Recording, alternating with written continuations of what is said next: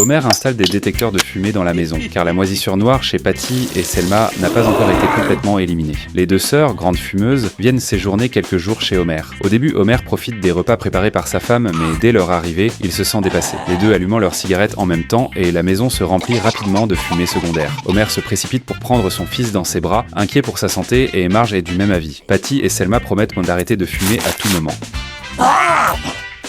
Pour la santé de Marge, elle s'engage à ne pas fumer à l'intérieur, sinon elles devront faire leurs valises et partir. Homer, à contre-cœur, décide de leur faire confiance et installe des centaines de détecteurs de fumée. Les sœurs considèrent la nature comme le véritable cendrier de Dieu et veulent sortir pour fumer. Malheureusement, la pluie se met à tomber et elles rentrent déçues. Homer se réjouit en disant que les jours suivants seront pluvieux. Il observe les sœurs monter les escaliers avec la lourdeur d'ours, les yeux presque sortis de leurs orbites.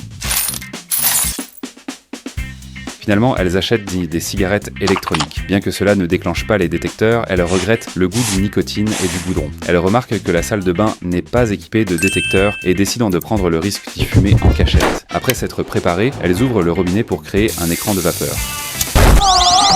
Mais elle panique et s'enfuit de la salle de bain sous des étincelles jaillissant du plafond. Homer, indifférent à l'explosion dans la salle de bain, a déjà préparé leurs valises, prêt à les renvoyer. Les sœurs le supplient de les laisser rester. À ce moment, Homer pense soudain à un endroit idéal. L'aire de fumeur à l'extérieur du champ de course de chiens, un véritable paradis pour fumeurs. Les sœurs, attirées par l'odeur de nicotine, allument leurs cigarettes. Leur tour Eiffel brille sous les lumières majestueuses.